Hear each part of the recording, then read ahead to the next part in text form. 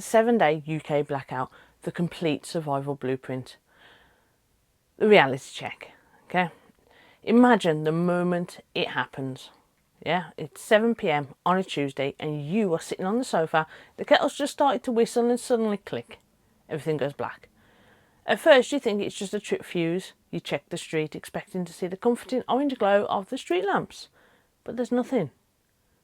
Your neighbours are standing in their doorways with torches looking just as confused as you are. This isn't a Wi-Fi down inconvenience. This is total grid failure. No street lights, no heating, no petrol pumps, and your phone signal is already flickering out. That silence you hear, that is the sound of a country coming to a halt. We live in a society built on invisible systems, water treatment and sewage, the cold chain that brings food to your local Tesco, and the pressurised gas that hits your home. When the grid dies, those systems don't just pause, they break.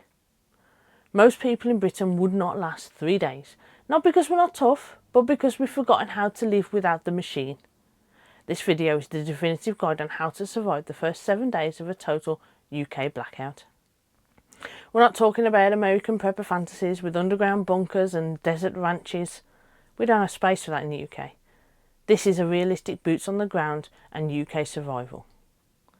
Watch this all the way through because the real danger isn't the dark, it's the dehydration, the hygiene collapse, the cold, and eventually the desperation of people who didn't prepare. Welcome to my channel. First I need you to do 2 things for me. The first one is hit subscribe. I'm going to be dedicated to keeping you alive and calm when things go a little bit airy in the UK. And secondly, I want honest answers in the comments. How many days food do you actually have in your kitchen? Not what do you wish you had, but what is physically there. This feeds the algorithm so more people get to see my videos, but more importantly, you face your own reality.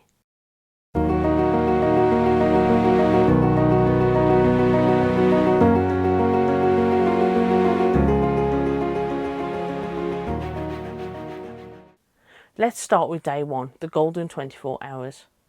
Day 1 is the most important day of your life. Now this decides everything.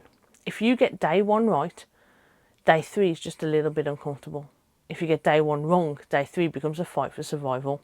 You have 3 absolute priorities here: water, food management and light discipline. The water race.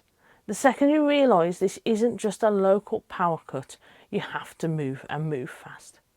UK water systems rely on electrical pumps to maintain the pressure, and once the backup generators or gravity tanks drain, your tap becomes a useless metal stick.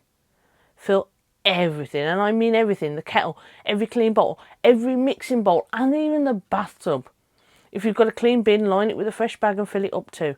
This is now your personal reservoir. From this moment on, assume any new water is contaminated. When the pumps stop, the pressure drops, and that allows groundwater or bacteria to seep into the aging pipe networks. Do not drink anything from the tap after day 1 without boiling it first. A stomach bug in a blackout isn't just an annoyance. It could be a death sentence when the hospital's dark and you're losing fluids that you can't replace. Next, the food strategy. Most people panic and start eating their tins immediately. Don't do that. Day 1 is for perishables. Remember this. Go to your fridge and your freezer, the milk, those eggs, the half-eaten chicken from Sunday. Cook it all and eat it all now. Use your gas hob while the lines still have residual pressure, or fire up the barbecue in the garden. Maybe you've got a wood burning stove outside for sitting around the patio in the summer. You can cook over that. You're not going to be fine dining. You're converting food that will rot tomorrow into cooked calories you can eat for the next 48 hours. Protect your boring food, the rice, the pasta, the tinned beans. That's day 4. Fresh first, shelf stable later. Now we want to have a look at light discipline. This is the part that people miss. In a total blackout, light is a signal. If your house is the only one on the street glowing with warm candlelight, you're broadcasting to everyone that you've got resources. You're saying, "Hey, we're doing okay in here." That makes me a target. The moment the sun goes down, block your windows, use bin bags, heavy blankets, duct tape, whatever you can. Keep your lights low and in the centre of the house. No music, no shouting, no signals. Stay invisible. Day 2 and 3, the hygiene trap. By day 2, the novelty is worn off. This is when the psychological weight hits. Now this, the biggest threat now, sanitation. Right, when the water stops, the toilets stop. Do not under any circumstances waste your precious stored drinking water, I said drinking water, trying to flush the toilet. If you've got another means of water, like you've got a reservoir or a stream nearby, maybe even a canal, or you're one of the lucky few in the UK that's got a swimming pool in the garden, you can use this to flush your toilet manually. If the grid is down, the sewage treatment plants are likely down too. If you keep flushing, that waste is eventually going to come back up through your drains. So if you do start flushing using buckets of water, be very careful. What you really need here is a 2-bucket system. 1 bucket for liquid, 1 bucket for solids, and cover the solids with cat litter, sawdust, or even shredded newspaper as a last resort. This will keep the smell in track. Yeah, it's going to stop your house from being stunk up. You also need to keep these buckets far away from your food and your food prep area. In a crisis, more people will die from dysentery and cholera than from starvation. Keep your hands clean with sanitizer. If you get sick now, no one is coming to help you. You're on your own. Day 4 to 7, the endurance phase. By day 4, the shops are empty and people are getting desperate. Your goal now is to stay inside and stay quiet. Days 4 and 5 are your calorie buffer. Now you can start on your tins. Don't eat for pleasure, eat for fuel. This is going to be a big, hard adjustment for a lot of people. A tin of cold beans or a bowl of dry oats might be miserable, but it keeps your brain functioning. Decision fatigue is real. Now, if you're hungry, you make mistakes. Day 6 and 7 is the mental game isolation. Darkness will play tricks on your mind. Keep a routine. Wake up at the same time, wash as best as you can, and keep a log of your supplies. This is the end game. If the grid isn't back by day 7, the situation has shifted from a blackout to a long-term collapse. But because you followed this plan, you have a week of hydration, you have a week of calories, and a week of health behind you, while everyone else is at their breaking point. The master gear list. This is the quiet prep. If you're watching this, you know that hoping for the best isn't a brilliant strategy. You need a kit that sits in a cupboard ready to go. When all the lights flicker and die, you aren't the one fighting over the last pack of bottled water at the supermarket. Here is a definitive gear list for a 7-day UK blackout. Number 1, hydration command centre. So water is your absolute bottleneck.